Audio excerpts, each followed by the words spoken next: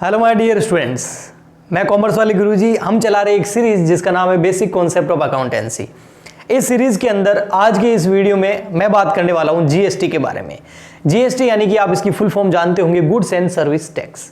अगर आप जीएसटी की जनरल एंट्रियां करना चाहते हैं तो उसके पीछे का कॉन्सेप्ट क्या है, जीएसटी की जनरल एंट्रीज कैसे करते हैं, तो देखिए इसको जानने से पहले और जीएसटी की जनरल एंट्रीज करने से पहले दो तीन चीजें हैं जो आपको बहुत अच्छे से पता होनी चाहिए। एक, सबसे पहला कि आपको एसेट और लायबिलिटी वाला रूल पता होना चाहिए। अगर आपको नहीं पता है तो वो बहुत ज़रूरी है, उसके बिना आप कंफ्यूज हो जाओगे जीएसटी की एंट्री करते टाइम। एक बार मैं आपको बता देता हूँ वापस से कि एसेट का रूल क्या होता है। एसेट जो होती है वो हमेशा डेबिट होती है, और एसेट को अगर आप चाहते हो इंक्रीज करना, बढ़ाना चाहते हो एसेट को, और डेबिट करो।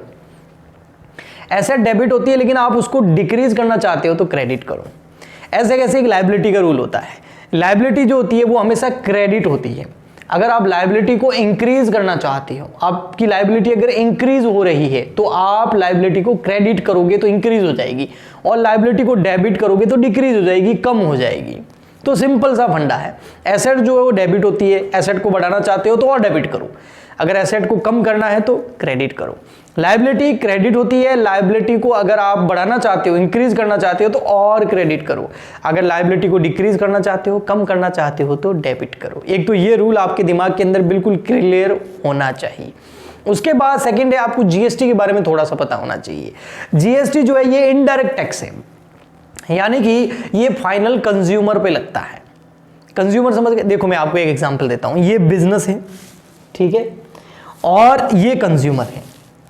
तो जीएसटी जो होता है, जैसे ही कोई भी बिजनेस सेल्स करता है, बिजनेस क्या करता है, कुछ सेल करता है, सामान बेचता है, गुड्स बेचता है, तो वो किसको बेचेगा? कंज्यूमर को बेचेगा।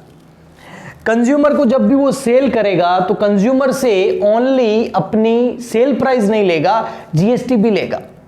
तो ये जो बिजनेसमैन है ये क्या करेगा, इस कंज्यूमर से जो पैसा आएगा उसमें एक तो इसकी सेल वैल्यू होगी। फॉर एग्जांपल इसने कोई एक जो है 1000 रुपए का कोई इक्विपमेंट बेच दिया जिस पर 18% जीएसटी लगता है, तो यहां पर 1000 रुपीज का कोई इक्विपमेंट सेल कर दिया जिस पे जीएसटी जो है वो 18% लगता है। तो सामने वाले से सेल प्राइस 1000 रुपए है, लेकिन वो जो कंज्यूमर है उससे 1000 रुपए नहीं लेगा, 1000 रुपए प्लस उसका 18%। 1000 रुपए का 18% कितना हो गया? 180 रुपए। तो टोटल कितना लेगा? 1180 रुपए लेगा ये बिजनेस। इसमें क्या करेगा? 1000 रुपए तो अपने पास रखेगा और 180 रुपए गवर्नमेंट को जमा कराएगा। ये होता है जीएसटी का फंडा। इसलिए मैंने बोला इनडायरेक्ट टैक्स है, क्योंकि कंज्यूमर पर डायरेक्ट नहीं लगता है। आप कंज्यूमर है, आप ग्राहक होंगे, बहुत सारी आप चीजें परचेज करते होंगे जिसमें जीएसटी लगता है, शायद आपको पता भी नहीं है। तो क्या कभी आपने कभी भी डायरेक्ट जाके गवर्नमेंट को पैसे दिए, पकड़ो जीएसटी के पैसे? नहीं।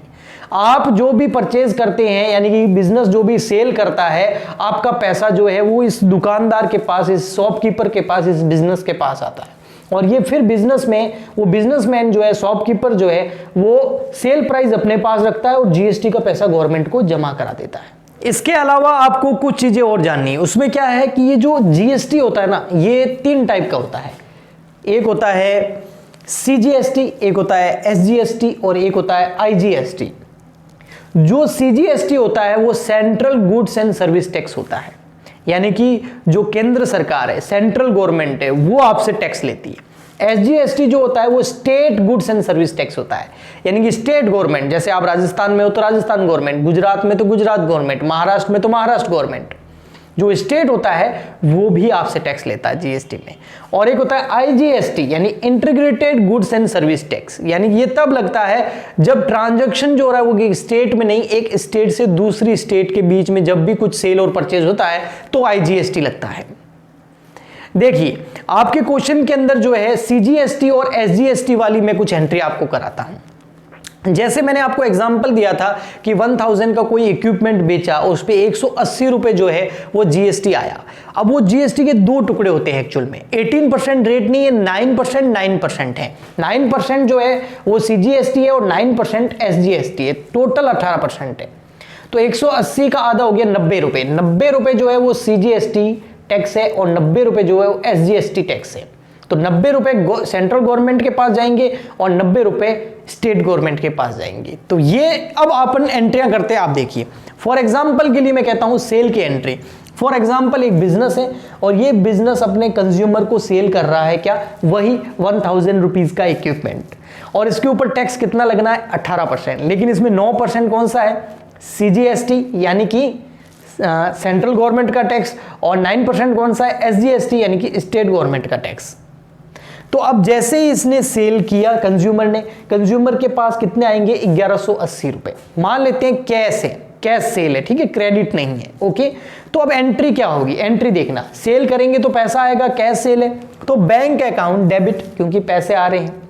कितने आ रहे हैं, 1180 रुपए, तो 1180 रुपए डेबिट में लिख देंगे। टू क्या लिखेंगे, टू एक तो सेल्स लिखेंगे क्योंकि गुड्स जा रहा है, तो टू सेल्स कितना, 1180 नहीं, गुड्स तो 1000 रुपए का ही गया।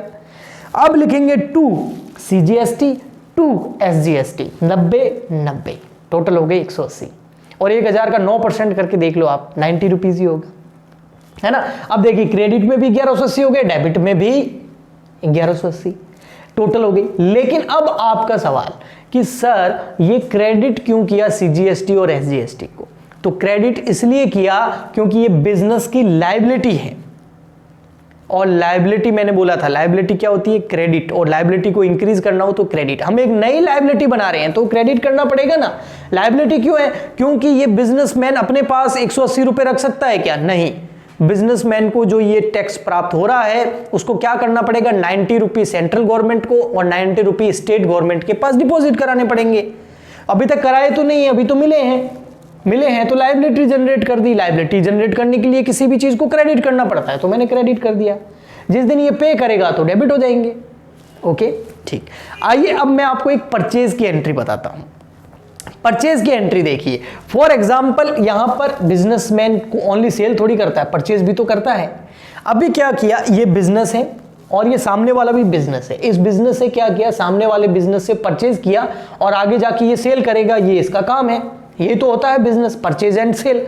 तो जब ये परचेज करेगा तब क्या होगा, मान लेते हैं इसने क्या किया, फॉर एग्जांपल के लिए आपके 1000 रुपीज का गुड्स, वापस एग्जांपल ले लेते हैं, 1000 रुपीज का गुड्स जो है, वो इक्विपमेंट जो है वो परचेज किया।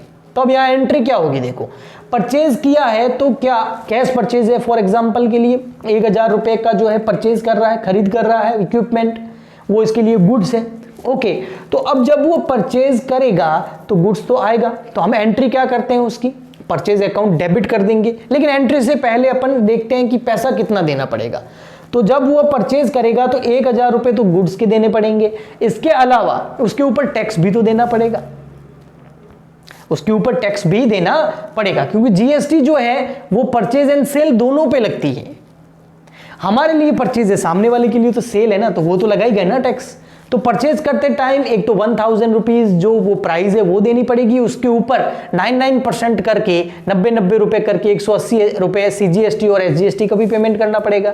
आइए अब एंट्री क्या होगी, परचेज अकाउंट डेबिट करते हैं, कोई भी गुड्स परचेज करते हैं तो परचेज अकाउंट डेबिट होता है, तो परचेज अकाउंट हो गया डेबिट।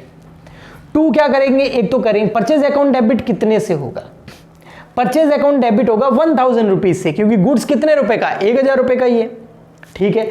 टू बैंक में कितना करेंगे, पैसा कितना जाएगा, पैसा जाएगा 1180 रुपए, 1001 91 तो कितना हो गया 1180 रुपए का पेमेंट करेंगे हम।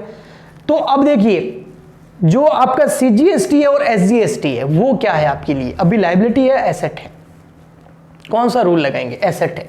क्यों, इस बार आपने पैसे दे दिए हैं एडवांस में, आपने पैसे टैक्स के दे दिए हैं तो आपके लिए एसेट हैं, तो इसको हम डेबिट करेंगे। CGST account debit 90, SGST account debit 19। अब एंट्री तो पूरी हो गई। अब मैं आपको पूरा क्लियर कराता हूं कि ये एसेट क्यों है। हाँ, एसेट कोई भी एसेट जनरेट करनी होती है, एसेट का रूल बोलता है कि एसेट जनरेट करने के लिए, क्रिएट करने के लिए आपको डेबिट करना पड़ेगा, इसलिए डेबिट कर दिया। लेकिन ये एसेट है क्यों, एसेट इसलिए है कि जो ये बिजनेस है, ये जो परचेज कर रहा है, ये इसका फाइनल कंज्यूमर नहीं है। ये क्या करेगा, आगे इसको सेल करेगा गुड्स को, और टैक्स किस पे लगता है, GST किस पे लगता है, जो फाइनल कंज्यूमर होता है, कस्टमर पे लगता है, बिजनेसमैन के ऊपर नहीं।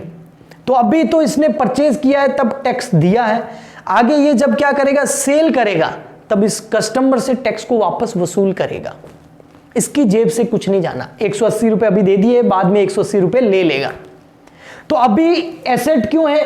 क्योंकि अभी इसने एडवांस में दे दिए हैं, बाद में कस्टमर से लेने हैं, तो अभी तो एसेट है, जब लेगा तभी एसेट कंप्लीट हो जाएगी, खत्म हो जाएगी। ओके, ये तो सिंपल एंट्री मैंने आपको बताई, लेकिन एक्चुअल में होता क्या है, जब हम सेल करते हैं ना, तब वहां पर ओनली सीजीएसटी और एसजीएसटी अकाउंट नहीं लिखते, उसके साथ सेल के साथ हम आउटपुट लगाते हैं। आउटपुट इसलिए लगाते हैं क्योंकि आउटपुट का मतलब होता है सेल्स, आउटपुट, गुड्स का आउट होना, जाना, तो सेल्स हो गया ना। तो सेल्स पे जो भी टैक्स लगता है सीजीएसटी और एसजीएसटी, हम उसको बोलते हैं आउटपुट सीजीएसटी, आउटपुट एसजीएसटी। जब परचेज करता है कोई भी बिजनेस, तो परचेज करने पर गुड्स आता है, इसलिए उसको इनपुट बोलते हैं, और उसके ऊपर जो टैक्स लगता है उसको हम बोलते हैं इनपुट सीजीएसटी और इनपुट आईजीएसटी, एसजीएसटी। ओके, तो ये सिंपल सी एंट्री बनाई है। अगर आपको लगता है कि नहीं सर जीएसटी के ऊपर एक कंप्लीट बहुत अच्छा एक लेक्चर तैयार कीजिए और अच्छे से पूरा एक्सप्लेन कीजिए, तो आप इस वीडियो को लाइक करें और नीचे कमेंट करके जरूर बताएं। कमेंट करके बताइए कि इसके ऊपर आपको फुल वीडियो चाहिए, तो मैं पूरा कंप्लीट वीडियो एक लेके आऊंगा, 1 घंटे का या 45 मिनट का, उसके अंदर आपको फुली एक्सप्लेन कर सकता हूं। तो कमेंट जरूर करें, लाइक जरूर करें और ज्यादा से ज्यादा शेयर भी करें, हमारा सपोर्ट करें। हम मिलते हैं नेक्स्ट वीडियो में, तब तक के लिए गुड बाय, थैंक यू।